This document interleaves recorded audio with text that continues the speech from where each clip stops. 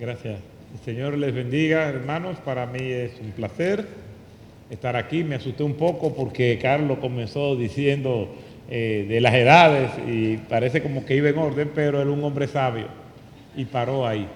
Para mí y para los que estamos acá de nuestra iglesia es un grato placer. He estado en otras ocasiones acá en Panamá, pero primera vez entre ustedes. Así que gracias por su amabilidad, por su hospitalidad y por este esfuerzo que hacen de tener este tipo de eventos, porque realmente Dios se revela.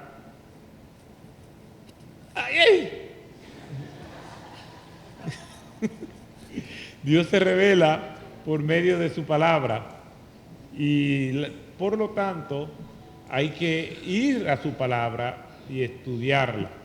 Me encontré con un hermano que me decía que, que a él le cuesta leer la palabra de Dios, que él no tiene hábito de lectura, y le dije, bueno, pues tienes un gran problema, porque Dios se revela de dos maneras, como sabemos, por medio de la creación. Podemos conocer su grandeza, su majestad, de que existe un Dios, un diseñador inteligente, pero la creación no nos habla de su carácter, ni de su propósito, ni de lo que Él quiere para cada uno de nosotros. Para eso tenemos que ir a su revelación especial, que es la Biblia. Y vamos a estar viendo en esta oportunidad un tema que es muy pertinente y tiene que ver con el liderazgo. Realmente, como nunca en la historia, estamos viviendo una crisis de liderazgo en la humanidad, en todos los niveles.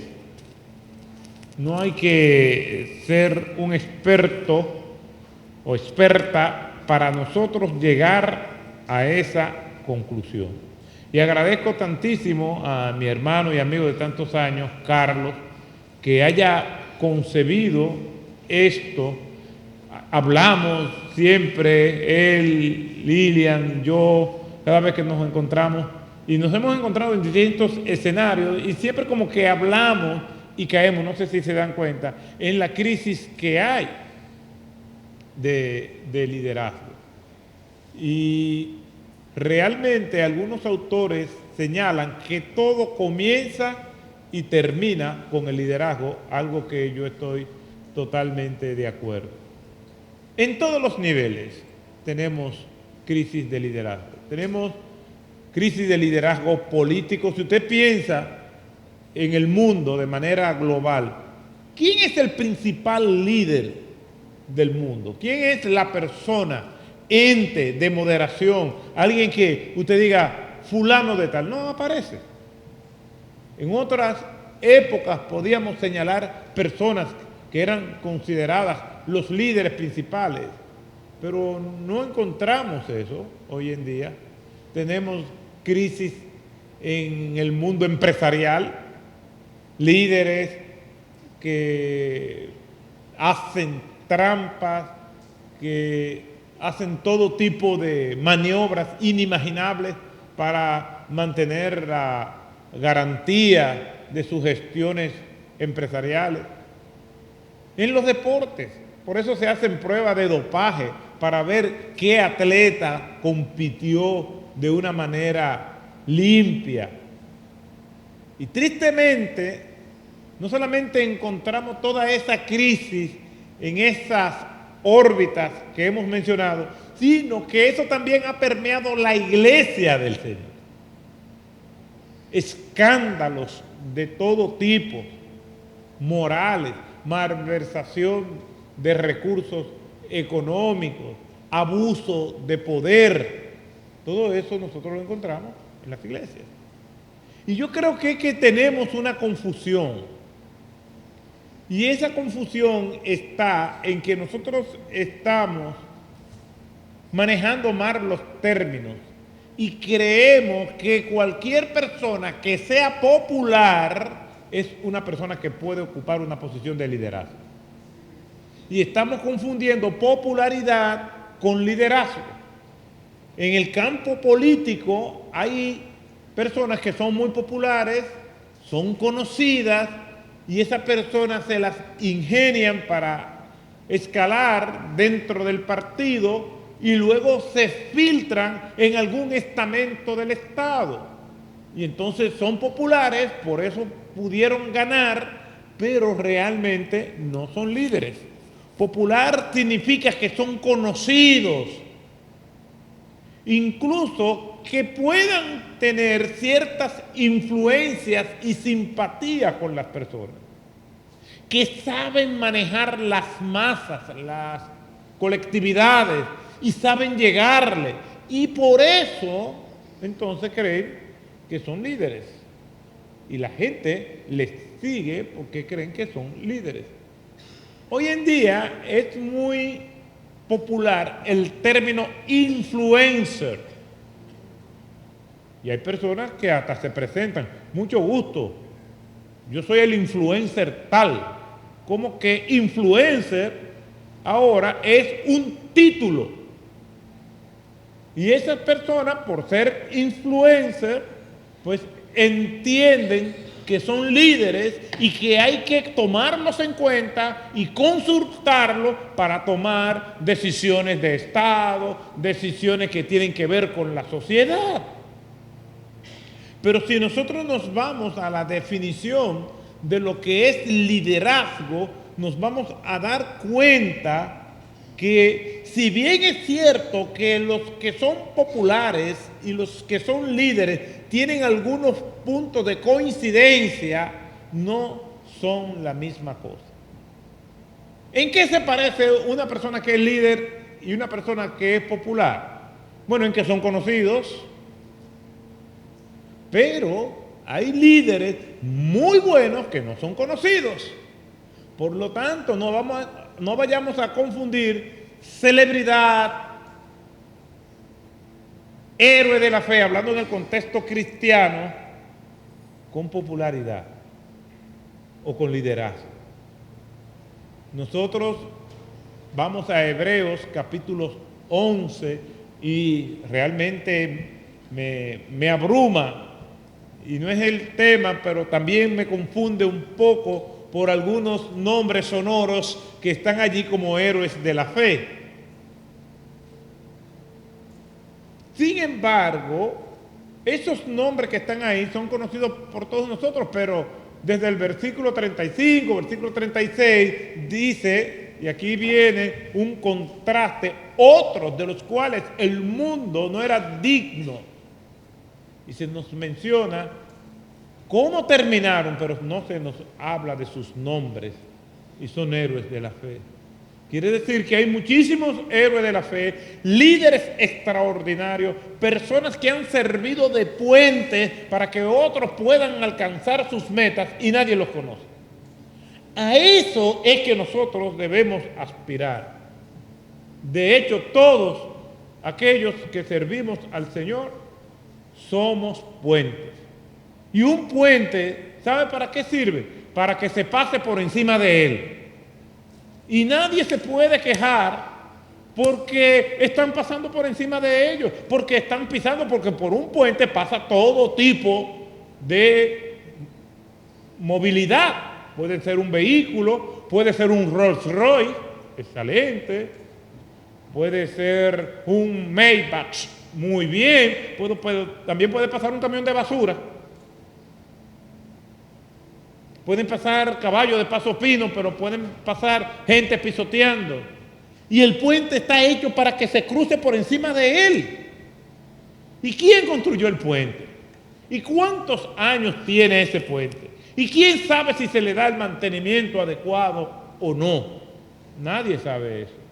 Porque el puente solamente sirve para hacer puente. Si un puente se construyó y todo el mundo pasa por debajo, de nada sirve el puente. En el ministerio es así, nosotros somos puentes.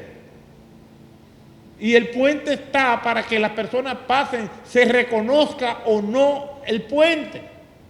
Y la vida cristiana cristiana está más llena de puentes valiosísimos que nadie conoce que los puentes conocidos que todo el mundo conoce.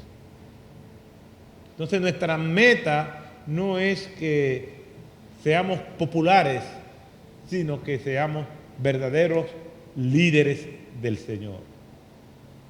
Se le atribuye a Winston Churchill la frase que dice: el gran problema de esta generación es que la mayoría de las personas quieren ser útiles quieren ser importantes y no útiles. La gente popular lo que quiere ser importante, sentirse bien, la pleitesía, que todo el mundo lo reciba. De hecho, cuando los grandes de este mundo llegan a un lugar, un artista, un político, un empresario, todos se dan cuenta. En el mundo del espectáculo existe la alfombra roja. Ninguna de esas celebridades se atrevería a pasar por esta alfombra que está ahí porque es verde. A ellos les gustan las alfombras rojas, donde todo el mundo está tomándole fotos, donde ellos se pasean por allí porque son el eje de la atención. Son populares, pero eso no quiere decir que sean líderes. Nosotros estamos llamados a ser líderes de Dios, y eso es otra cosa. Y lamentablemente esa mentalidad mundana de liderazgo, que no es más que popularidad, ha permeado la iglesia del Señor. ¿Qué es un líder? Básicamente, y para hacerlo sencillo, es una persona que influye y dirige. Entonces ya ahí ustedes se van dando cuenta que ser popular y ser líder no es lo mismo. Una persona puede ser muy popular, muy conocida, muy carismática, incluso influyente, pero no sabe dirigir. Y lamentablemente hemos visto personas así que ocupan cargos públicos y cargos ministeriales y no saben conducir a las personas a objetivos comunes que le añada valor a todos. Entonces, un líder, de manera sencilla, es una persona que influye y dirige. ¿Y qué es el liderazgo? Y le voy a dar esta definición gratuita, no se la voy a cobrar. El liderazgo es el proceso de influir en otros y apoyarlos para que trabajen con entusiasmo en el logro de objetivos comunes, valiosos y de bien común. Ya hay bien. Entonces, ya nos estamos distanciando de los populares, porque los populares no hacen nada de eso. Y le defino otra vez.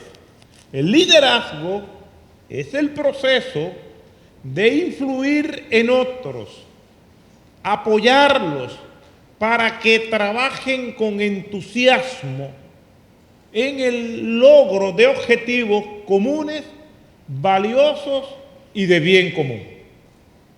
Por eso, cuando yo veo ciertos ministerios, porque aunque vamos a estar hablando del liderazgo en sentido general, es aterrizando al ministerio donde queremos llevar todo esto. Cuando yo veo ciertos líderes de ciertos ministerios, se quedan cortos entonces con esta definición, porque el liderazgo es el proceso de influir en otros y apoyarlos. Por eso cuando nosotros vamos a ver un modelo de liderazgo de las Escrituras y lo vamos a desarrollar, no tenemos todo el tiempo para hacerlo como quisiéramos, pero eso es una buena estrategia, porque así entonces queda pendiente que me inviten otra vez para yo venir luego y seguirlo. Yo no se lo voy a decir todo, yo se lo voy a dejar por la mitad. Se cuenta de que en un reinado en el Medio Oriente había un rey que todas las noches dormía con una doncella, pero la doncella al amanecer no se volvía a ver. Los rumores decían que ella era matada, asesinada por ese rey. Y un día le tocó a una doncella humilde y su madre llorando, abrazada de ella, sabiendo que no la iba a volver a ver, le dice: hija, cuando esté con el rey, comienza a contarle las historias que yo te decía de niña, pero no la termine. Dile que la historia tú la vas a continuar la siguiente noche. Y en la siguiente noche tú se la terminas, pero comiénzale otra y la deja por la mitad y así sucesivamente. Y entonces llegó la noche y ella comienza a hacerle esas historias de niña que su madre le contaba, y tal como ella hizo, amaneció y el rey le dijo: ¿y por qué no la terminas? Digo: no, porque ya es de día, esas historias lucen bien, es en la noche. Pues mañana me la cuenta. Y se salvó esa noche. Y así comenzó a contarle estas historias por 1001 noches. De ahí viene el nombre, las 1001 noches. En esas historias está Simbad el marino, Alí Baba y los 40 ladrones, que fue inspirado en algún partido político, no sé cuál. Y ahí está esas historias que nosotros conocemos, que son muy conocidas. Pues eso voy a hacer yo, no se la voy a contar completa la exposición de hoy, sino que voy a dejar una parte. Siempre me da resultado en otros lugares, vamos a ver si da resultado aquí. Pero ya nosotros vemos por la definición de liderazgo que en muchos ministerios el líder envía, pero él no va. El líder dice que hagan, pero él no hace. Y una de las cosas que distingue a un líder es que le añade valor a todo el que está a su lado. Eso es fundamental. ¿Por qué? Porque aquí nosotros vemos que él está para influir y acompañarlos y apoyarlos. Y nosotros vemos muchos modelos de liderazgo en las Escrituras y vamos a escoger uno. Pero no es fácil, porque nosotros encontramos el liderazgo de Moisés, un liderazgo sacrificial. Después de trabajar con un pueblo que la Escritura dice que es un pueblo de dura servir, el Señor se lo dice a Moisés, es un pueblo de dura servir. Es un pueblo difícil, el pueblo hebreo, y le tocó a Moisés hacerlo. Liderazgo sacrificial, uno de los grandes líderes de la historia. Incluso personas no cristianas mencionan a Moisés como uno de los grandes líderes de la historia. Hay un libro que se llama Managing Transition y dice que la mejor transición que se ha hecho en la historia fue el pueblo hebreo yendo de Egipto a la tierra prometida. El autor se llama William Bridges, no es cristiano, y reconoce las dotes de liderazgo de Moisés. Entonces es uno de los grandes líderes, pero pensé en hablar de Moisés y es fascinante. O un líder excepcional como Nehemías, una de las figuras favoritas mías del Antiguo Testamento es Nehemías. Y Nehemías es un hombre tan balanceado, tan equilibrado, que si nosotros vamos a ese libro, los primeros 7 capítulos es considerado biográfico, es decir, que él autobiográfico, que él lo escribió. Y se cree que a partir del capítulo 8, que Nehemías ya comienza a difuminarse y aparece en escena otra persona que es Esdras, que llegó 14 años antes a la ciudad de Jerusalén que él, es el autor. Y Nehemías es servidor público de alto nivel porque era copero del rey Atarjerjes en el imperio medo-persa. Después es constructor y el que dirige la restauración de los muros de Jerusalén, y después es gobernador. Un hombre extraordinario, que está enfocado en cuáles son sus roles. Incluso no cometió el error de Saúl, que yo le llamo el líder tóxico por excelencia. Que Saúl en el primer libro de Samuel, capítulo 13, cuando ya los tambores de guerra están sonando y los filisteos están listos para la batalla, y que el profeta Samuel le había dicho a Saúl: no vayas a la batalla hasta que yo vaya y ofrezca sacrificio. Y viendo Saúl que el pueblo se inquietaba, él mismo mandó a buscar el efod y se lo puso y asumió roles sacerdotales. En ese momento llegó Samuel y le dijo: neciamente has actuado. Ahora Dios ha decidido poner fin a tu reinado. Líder tóxico.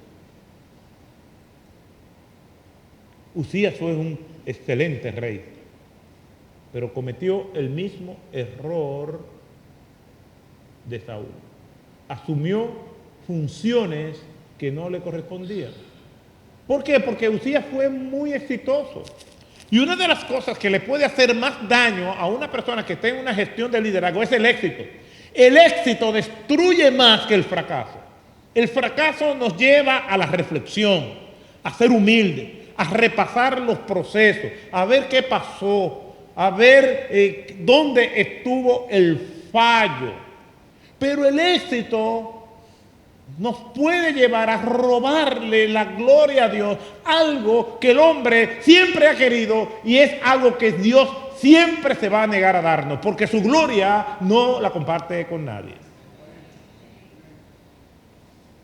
Entonces, Usías, un rey exitoso en todo lo que había aprendido, emprendido, pues un día dice: no, pues yo puedo hacer sacrificios también a Dios.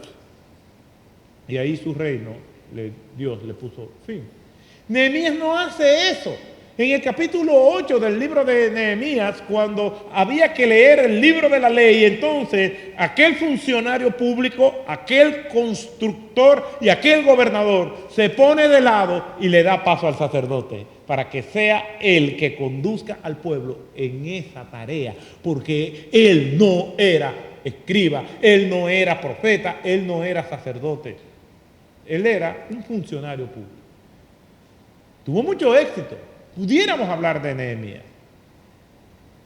Pudiéramos hablar de un líder sufriente e intenso como el apóstol Pablo.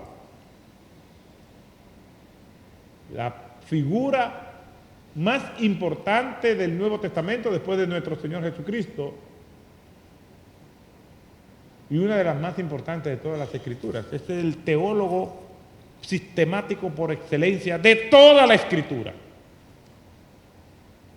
Pero yo he preferido, mejor que hablemos del líder perfecto, nuestro Señor Jesucristo, en un tramo de su rol como líder. ¿Por qué? Porque imagínense, ¿pudiéramos abarcar todo lo que Jesús hizo como líder? No. El apóstol Juan, en el Evangelio de Juan, ya terminando su Evangelio, dice: hizo Jesús muchas otras cosas, las cuales no están escritas en este libro. Entonces voy a poder yo abarcar lo que hizo Jesús en el tiempo que me dieron. No. Incluso Juan dice que si se escribieran todas las cosas que Jesús hizo, no habría libros, ni hojas, ni tintas suficientes para poder escribir lo que hizo Cristo.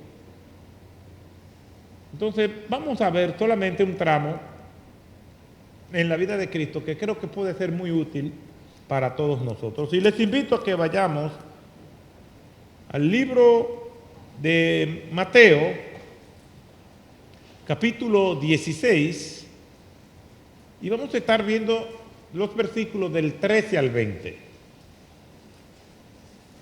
Como este es un pasaje que pertenece a los sinópticos, también se encuentra en Marcos 8, 27 al 30 y en Lucas 9, del 18 al 21, pero vamos a leer la versión de Mateo. Mateo, capítulo 16, versículos del 13 al 20.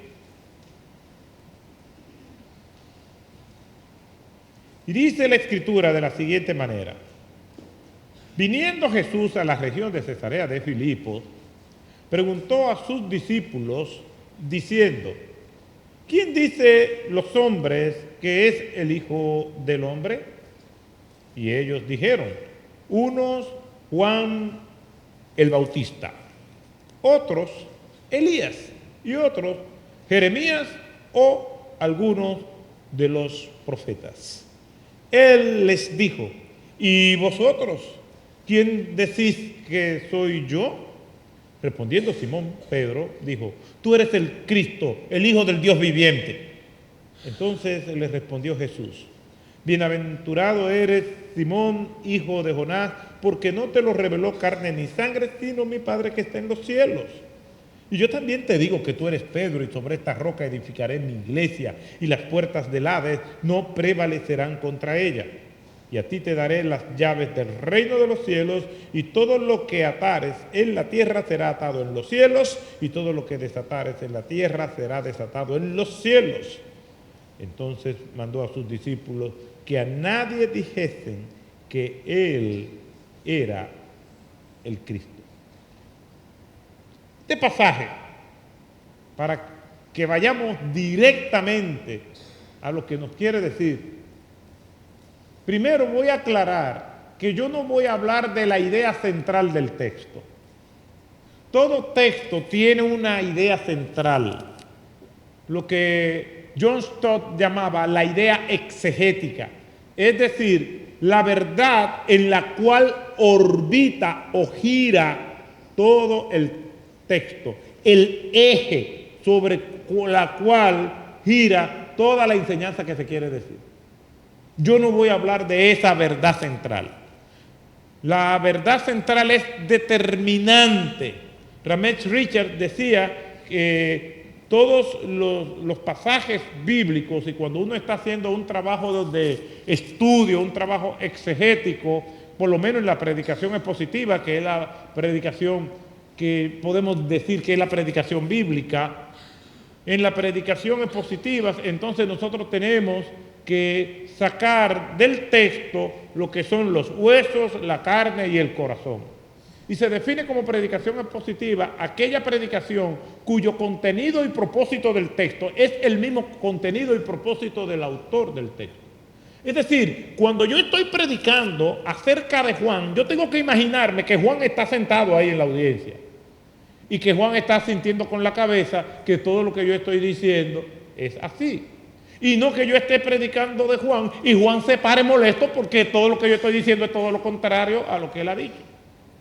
Hay personas que se me han acercado a mí y me han dicho: no, que usted escribió esto. Y digo: no, yo no escribí eso. Sí, que esto fue lo que usted quiso decir, pero no me discuta a mí porque yo soy el que sé lo que quise decir con esto. ¿Y cómo una persona me va a discutir a mí de un libro que yo escribí, que yo quise decir algo y me está diciendo que no, que es otra cosa? Yo soy responsable de lo que digo, no de lo que el otro entienda.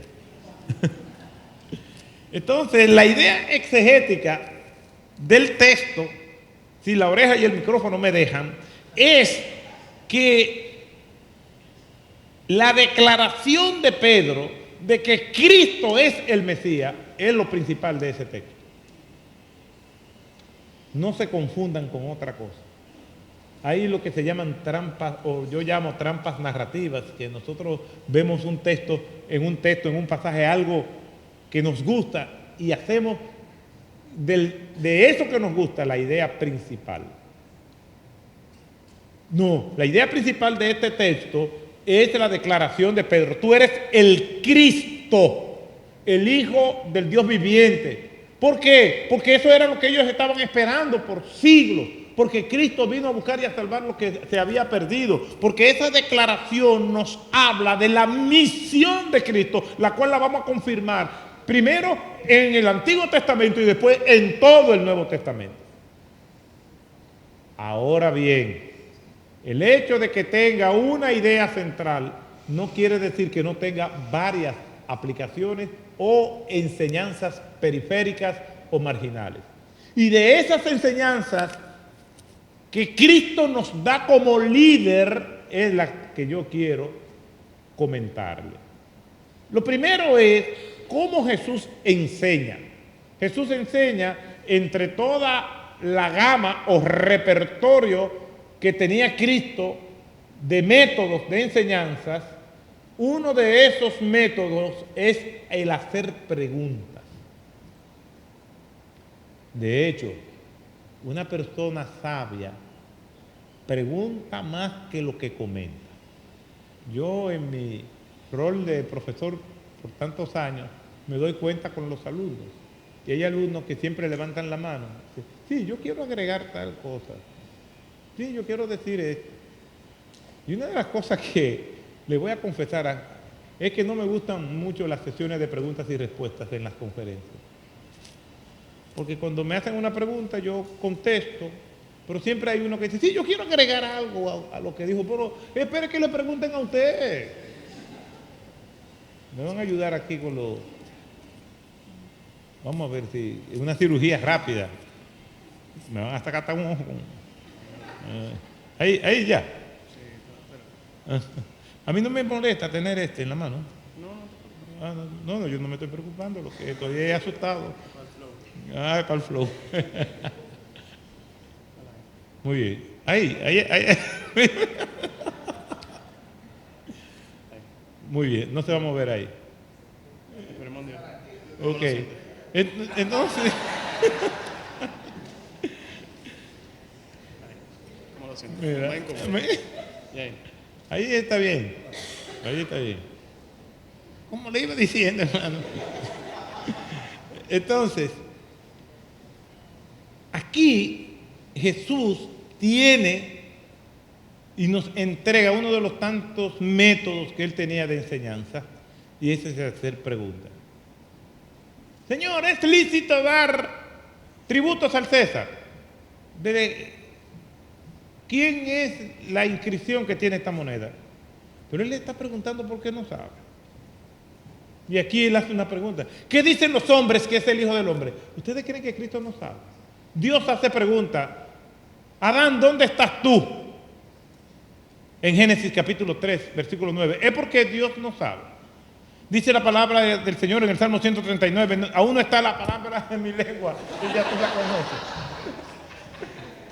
No, me voy con este.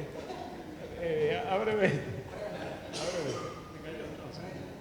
Es que no aguanta la unción. Yo me voy con este, tranquilo. Ok, eso lo podemos pagar, pero sí. no te funciona entonces. No, se desprendió el solo. Yo no te voy a arrancar el tape porque te va a arrancar los pelitos atrás. No, pero... Ya.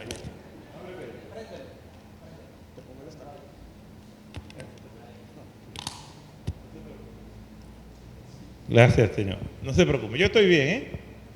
Estoy un poco calvo porque me pusieron ahí un adhesivo y me depiló por ahí, pero está bien. Yo estoy bien, no se preocupen. Y perdonen la interrupción.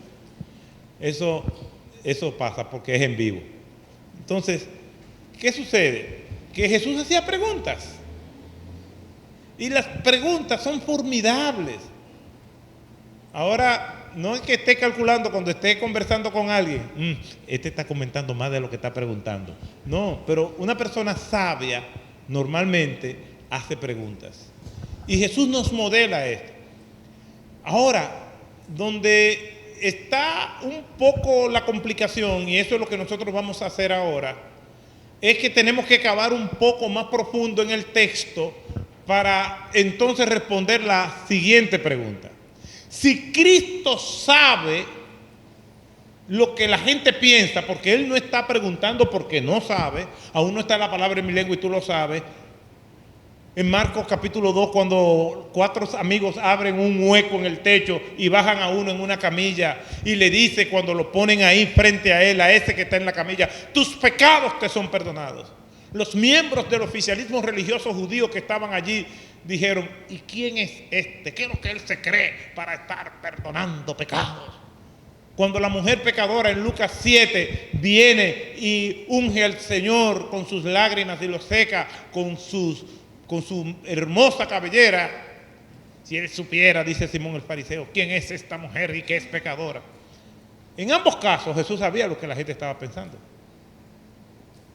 Quiere decir que no es que Jesús no sabe, la respuesta.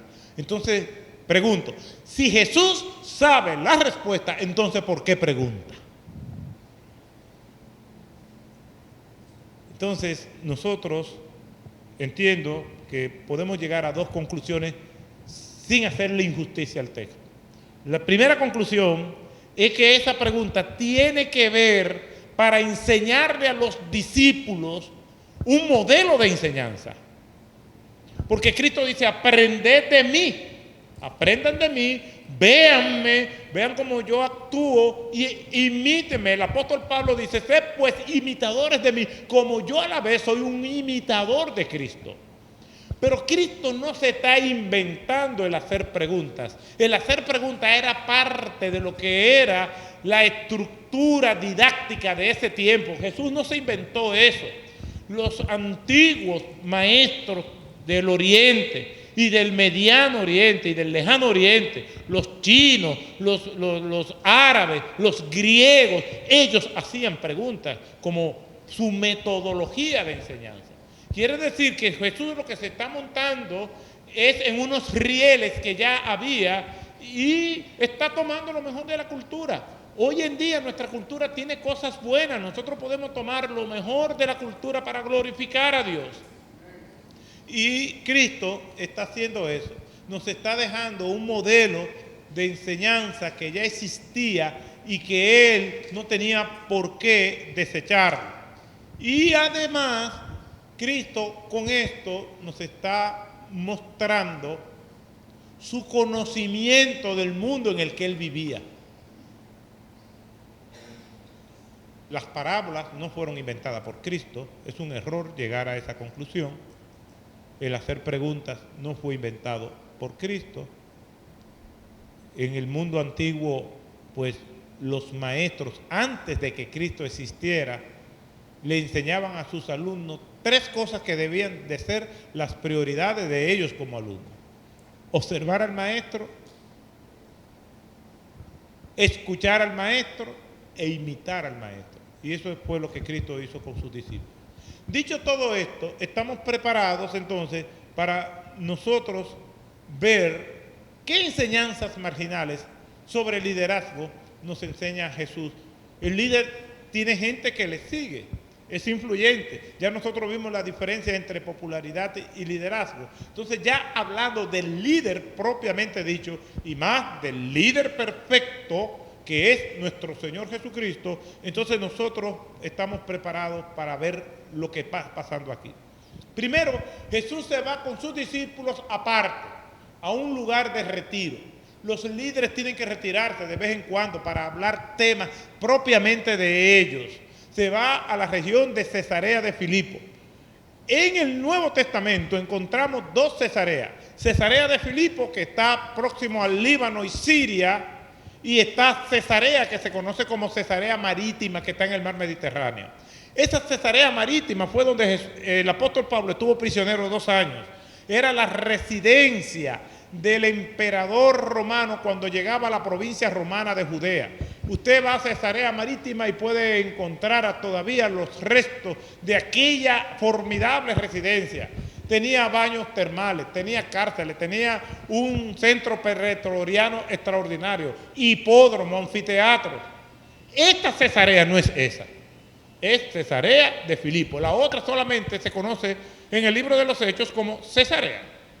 Y en esta Cesarea de Filipo, llena de espesura, es decir, de verdor, de muchas aguas, las aguas de Siria salen de esta región y que las retomaron los judíos en la guerra de los 6 días. Entonces, es una zona muy resguardada, de mucho conflicto todavía en el día de hoy, pero es un lugar hermosísimo. Ese lugar lleno de verdor, de tranquilidad, de aguas tranquilas, escoge el Señor para reunirse con sus discípulos. Y Jesús le hace esta pregunta: ¿qué dice la gente acerca de mí? La iniciativa de hacer esta pregunta o de hablar de ese tema no sale de los discípulos, aunque sí ellos sabían que había un rumor público. Es como que estemos aquí y ya hay un rumor acerca de mí que el pastor Otto, que la oreja, que el micrófono, que si esto, que si aquello. Y nadie se atreve a decirme. Y yo le digo, venga acá, ¿cuál fue la impresión que yo le di acerca del micrófono y la oreja? Ah, bueno, pastor, eso se vio feo. No, que la oreja suya es una oreja deformada. Bueno, por lo menos la oreja es deformada, pero el corazón es reformado. Entonces, mientras no sea al revés, no hay problema. Pero yo tomo la iniciativa de preguntarle de algo que se está comentando, pero que nadie tiene la iniciativa de decirlo. Yo no sé si ustedes en alguna ocasión le han preguntado a alguien, mira, ¿qué de tal cosa? Y la persona le dice, bueno, mira, yo no quería hablarte de eso, pero ya que tú lo mencionas, y prepárate. Es como cuando nos dicen, yo no le quiero faltar el respeto, o yo no quiero que te ofenda con lo que te voy a decir. Pues prepárate que te van a ofender. Prepárate que te van a faltar el respeto. Entonces, hay un rumor. La gente está hablando, pero nadie toma la iniciativa de decírselo al Señor. Entonces el Señor le dice, ¿qué dice la gente acerca de mí? Y ellos entonces comienzan a decirle lo que ellos piensan. ¿Qué es lo primero que podemos tomar de este pasaje en esas enseñanzas sobre liderazgo?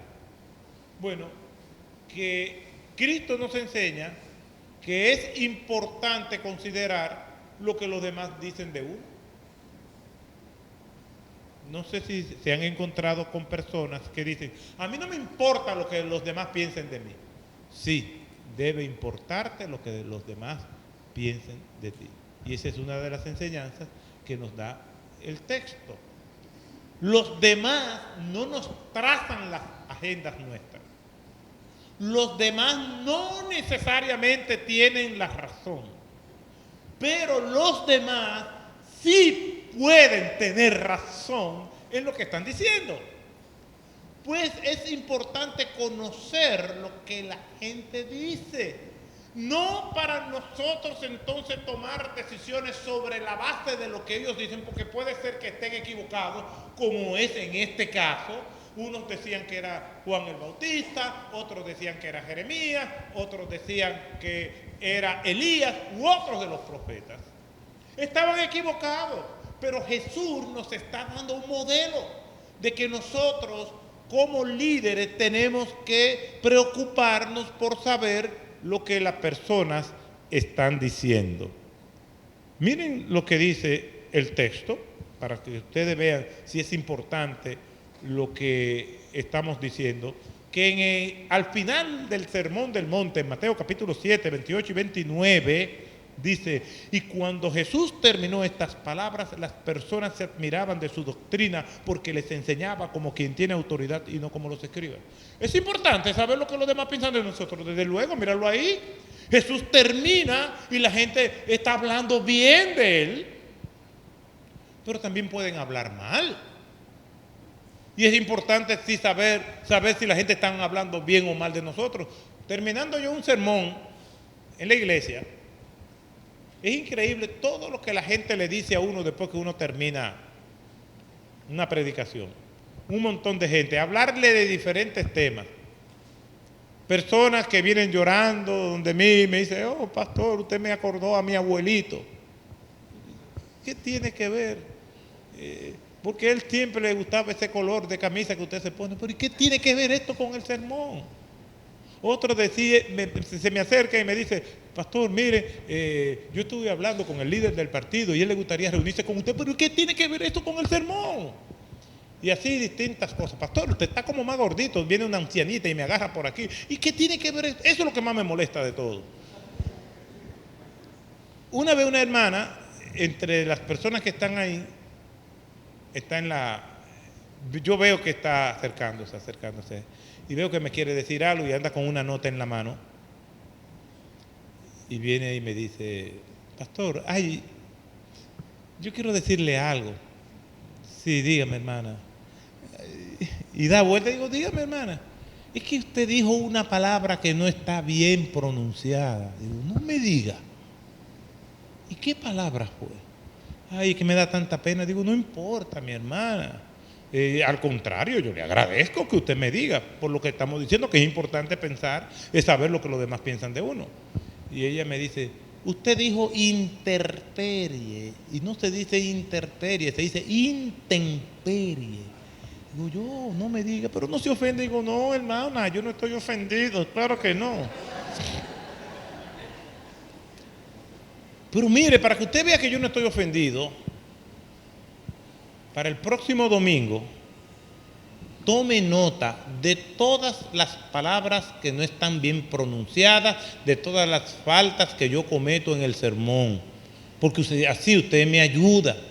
¿De verdad, pastor? Sí. Usted fue que me dijo, no se preocupe. Al otro día, al otro domingo, yo llego, buenos días, hermanos, que el Señor les bendiga a todos.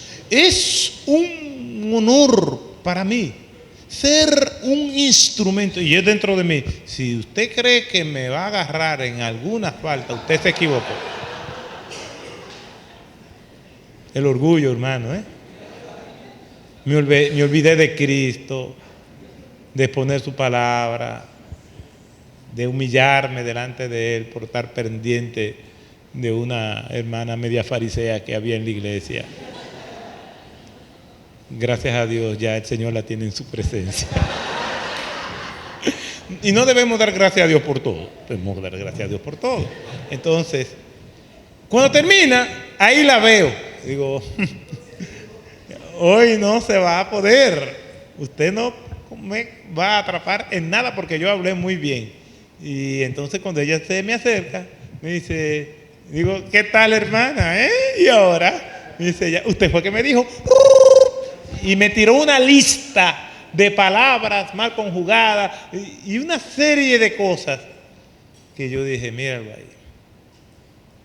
Al final yo la leí, cada semana me pasaba y ella hasta se cansó porque yo no mejoré nada. Hasta el día de hoy no he mejorado. Pero es importante saber por lo menos que tengo limitaciones en el habla y me esfuerzo, pero ya a los tantos años que tengo no voy a cambiar. Entonces, el saber lo que nosotros podemos pensar no es suficiente. Es saber qué piensan los demás de nosotros.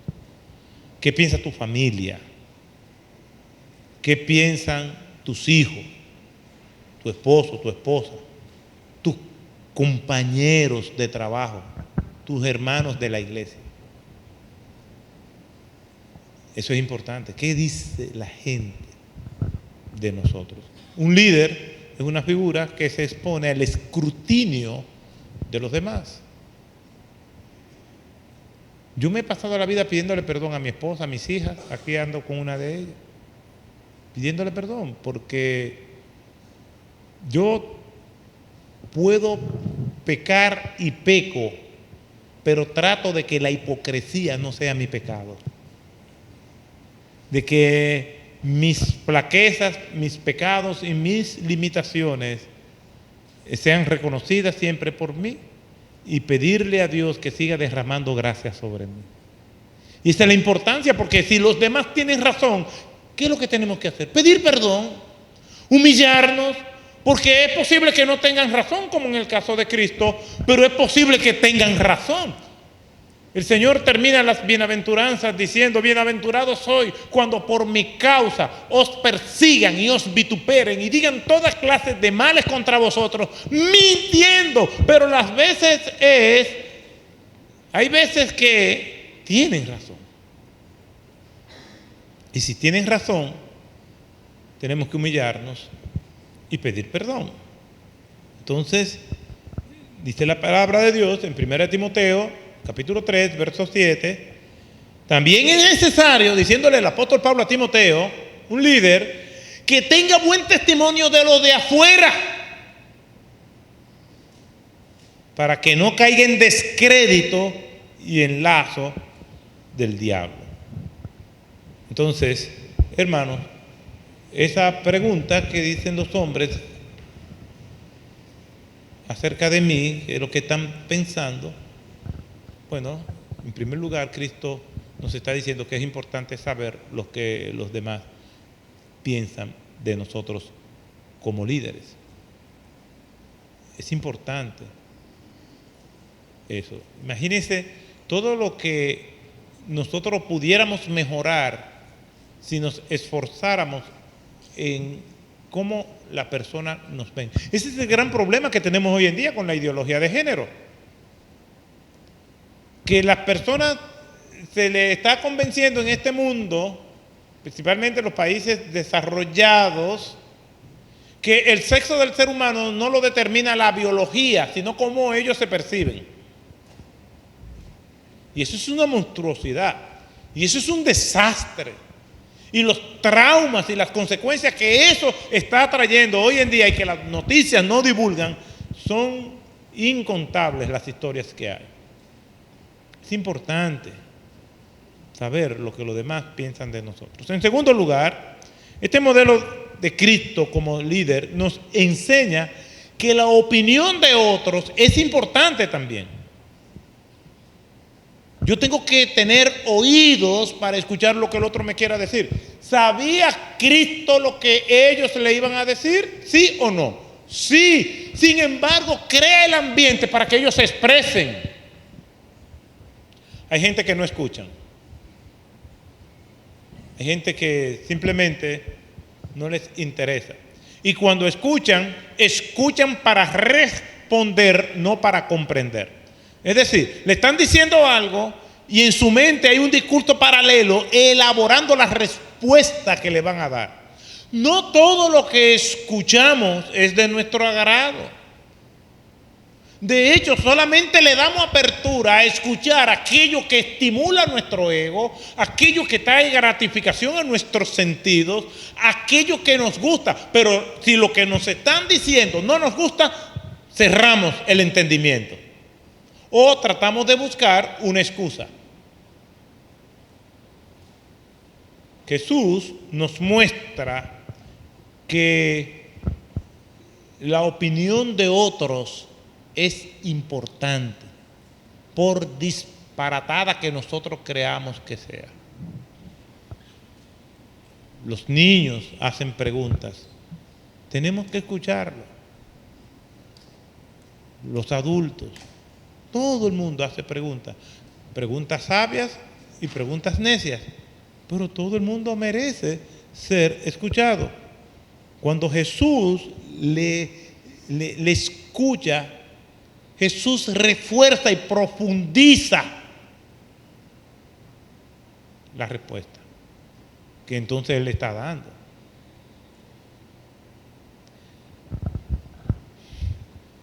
Jesús le dice a Nicodemo, cuando están hablando en ese diálogo extraordinario, con un toque de humor,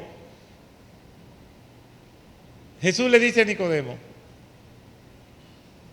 para nacer de nuevo, que es el tema que está diciendo, porque Nicodemo viene con una pregunta. Jesús le dice, es necesario nacer de nuevo. Y ahí comienza ese diálogo preciosísimo. Y Nicodemo hace una pregunta absurda. ¿Puede un hombre, siendo adulto, volver a entrar, oiga bien lo que está diciendo, entrar al vientre de su madre y nacer? Y sigue el diálogo. Y Jesús le dice entonces, cambian los roles. Nicodemo viene haciendo preguntas. Y Jesús responde. Al final, Jesús es el que hace la pregunta y Nicodemo no responde. Jesús le dice, ¿eres tu maestro de Israel y no sabes estas cosas? Esta es una belleza de pasaje. ¿Por qué? Porque Jesús le está enseñando no solamente que es importante saber lo que los demás dicen, sino saber lo que la gente íntima, lo que están cerca de nosotros, piensan de nosotros. Y Jesús le dice, ¿y ustedes qué piensan que soy yo? No, Señor, unos creen que tú eres Juan el Bautista, unos creen que tú eres Elías, otros creen que tú eres Jeremías, otros creen que tú eres otros de los profetas. Pero ustedes, ¿quién dicen que soy yo? Terminando un culto, otra hermana viene donde mí y me dice: pastor, yo traje una visita y hasta se fue, porque ella me dice que no le gustó el sermón suyo. Ajá. Porque dice que usted no tiene amor cuando predica.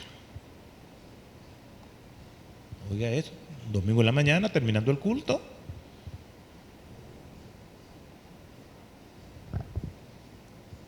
Ya yo había estudiado este pasaje. Ya ella me está diciendo lo que piensa la hermana o la señora que estaba visitando. Me dice que yo predico con tan poco amor que ni siquiera esperó a que se terminara el culto y se fue. Porque yo no predico con amor. Y yo le dije a ella, y ella me ha escuchado otras veces: no, fue hoy, pero esa fue la impresión que ella le dio, pastor. Y yo le pregunté esto a ella: ¿y usted qué cree? ¿Y usted qué piensa? ¿Que yo predico con amor o sin amor? Y eso es importante, porque hay gente que se le acercan a uno siempre diciendo: mire que alguien me dijo, que otra persona cree, que yo tengo un amigo que tiene este caso, pero son ellos mismos. Y yo le dije: ¿y usted qué piensa? ¿Usted que es de la iglesia, qué usted piensa? ¿Que yo predico sin amor? ¿Que yo soy una persona sin amor? Hermanos, ¿usted sabe cuál fue la respuesta de esta hermana? Le digo hermana ayudándola. El silencio. No me respondió nada. Bajó su cabeza y se fue. Mi opinión es que eso era lo que ella quería decirme. Por alguna razón que yo no sé, porque ya ni iba a la iglesia. Se fue junto con la amiga. Pero vosotros, ¿quién decís que soy yo? Sí, está bien, eso es lo que piensa la gente, pero ustedes, los que están cerca de mí, díganme, yo soy un hipócrita, yo soy ¿quién? Entonces, un líder se preocupa por saber lo que los demás piensan de él. Un líder se preocupa por lo que piensa su entorno, que está cerca de él. Y ya el tiempo se ha ido y mi plan está funcionando a la perfección. Cristo nos enseña de que ellos son una unidad, de que son un cuerpo. Al expresar que su opinión es importante, ellos son importantes para él y él es importante para ellos.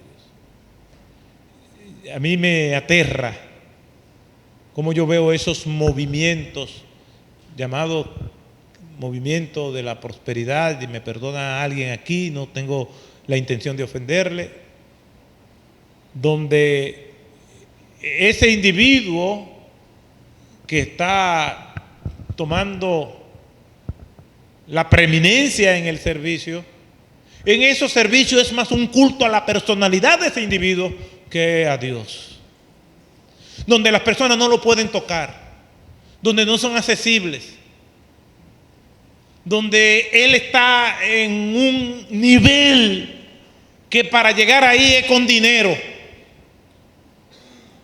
donde los demás tienen que rendirle pleitesía. Lo que nosotros vemos en el modelo de Cristo es que se humilló a lo sumo. El mayor sufrimiento de Cristo no fueron los clavos en la cruz, no fueron las coronas, la corona de espinas en su cabeza, no fue la lanza en su costado, no fueron los latigazos. La mayor humillación de Jesús fue hacerse como uno de nosotros y cargar con toda nuestra inmundicia y con todos nuestros pecados. Esta fue la mayor iniquidad a la que fue sometida a Cristo. Cargar con tus pecados, con toda tu inmundicia, con todas tus aberraciones y con las mías también. Para que ahora los que dicen ser representantes de Cristo no se le puede ni tocar. Cuando Cristo se le acercó a los leprosos, y como decía Christopher Shaw, Cristo es Dios en sandalias. Y eso es lo que es nuestro Señor. Vino a servirnos, a hacerse menor que nosotros para mostrarnos el ejemplo. ¿Qué dicen los hombres acerca de mí? Es modelarle. Yo necesito escuchar su voz. Somos unos en Cristo. En mí ustedes son uno. Y lo que ustedes dicen, yo lo voy a tomar en cuenta. Nos enseña a escuchar. Cristo, cuando habló de servicio, tomó una tinaja y una toalla y modeló con el ejemplo. En el cuadro La Última Cena de Leonardo, ese cuadro es un fresco, está sobre una pared en una iglesia en Milano, y ese cuadro es genial porque es lo que se imagina Leonardo de cuál fue la reacción de los discípulos cuando él dijo: uno de ustedes me va a entregar. A mí me gusta mucho ese cuadro. Y ese cuadro tiene algunos errores que se le da permiso en el arte a cometerlo. ¿Por qué? Porque las mesas en aquellos tiempos no eran así. Eran al ras del piso. Y se sentaban con almohadones recostados y los pies estaban cerca de la mesa, de la comida. Por eso cuando una gente llegaba a la casa por un camino empedrado, mucha gente caminaba descalzo con sandalias, largos tramos, entonces venían con heridas, los pies sucios, entonces venía un esclavo y le lavaba los pies y le daba un masaje. Es rico un masaje en los pies. Ese día, por alguna razón, en la providencia del Señor, no había el esclavo. Y estaban todos esos pies sucios, empolvados, algunos con piedritas dentro de las uñas, rozando la comida. Y se veían los pies unos a otros y decía Juan: yo no le voy a lavar los pies a Pedro. Pedro decía: yo ponerme a lavarle los pies. Y Jesús, sabiendo todo lo que ellos estaban pensando. Y Jesús entonces se levanta y comienza a lavar los pies. Y Pedro le da una orden a Jesús: tú no me vas a lavar los pies a mí. Óyeme, Pedro, tú no me vas a lavar los pies. Y Jesús le dice: si no te dejas lavar los pies, no tendrá parte conmigo. No solamente los pies, sino también la cabeza. Le da otra orden. Cristo, ese es el modelo que nos da. Un líder como Cristo escucha a los demás. Un líder como Cristo le importa la opinión de los demás. Y un líder como Cristo se hace igual a los demás. Y el modelo que él hizo es que se puso por debajo de los demás. Y nos recuerda que el que quiera ser mayor en el reino de los cielos tiene que ser menor aquí.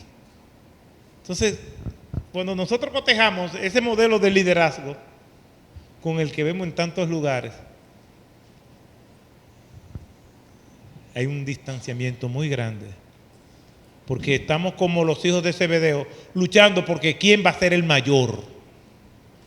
Y nuestra lucha no es por quién va a ser el mayor. Nuestra lucha debe ser quién es el que va a ser el menor. Sin ser visto. ¿Por qué? Porque yo puedo ser tan orgulloso que haga actos actos de humildad para que la gente me alabe por mi humildad. Pero ya estos son orgullosos profesionales, esto está en un nivel 10. Es hacer lo que nadie quiere hacer, procurando no ser visto, para que sea Dios el único que sea glorificado. Termino con esta historia, y es que en esas hermosas catedrales góticas de la Edad Media hay un escultor labrando una columna a nivel del capitel donde se apoya uno de los arcos del domo. Pero él está labrándola y esculpiéndola del lado de arriba, desde donde no se ve desde abajo. Y está en días llevando cada detalle para que esto pueda quedar bien. Y uno de sus ayudantes le dice: ya está bien así. No, me falta todavía algunos detalles. Está bien así. Y el asistente le dice: además, nadie lo va a ver. La gran lección es la respuesta que él le dijo: pero Dios sí lo va a ver. Lo importante es lo que Dios ve. Y Dios nos llama y nos motiva para que lo que nosotros hagamos sea primeramente estimado por Él, y después, si es su voluntad, estimado por los demás. El líder es un puente, como Cristo lo fue. Y Cristo es el puente que conduce de la perdición hasta Dios. Él dice: yo soy el camino, yo soy el puente, la verdad y la vida. Y si aquí hay alguien que no ha pasado por ese puente que se llama Cristo, venga a Él y Él le va a dar vida eterna, porque a Él le costó su vida. Por lo tanto, nosotros no nos quejemos porque seamos puentes, porque ese es el rol del puente, que le pasen por encima. Oremos. Gracias te damos, Señor, por tu palabra. Tú nos hablas por medio de ella y te agradecemos que hayas tenido misericordia de permitirme a mí exponerla y a tu pueblo escucharla. A ti sea la honra y la gloria. Bendice este esfuerzo que con tanta dedicación, tanto amor y sacrificio se ha hecho, y que tu palabra more en nuestros corazones para tu gloria, en el nombre de Jesús. Amén. Que el Señor les bendiga. Muchas gracias.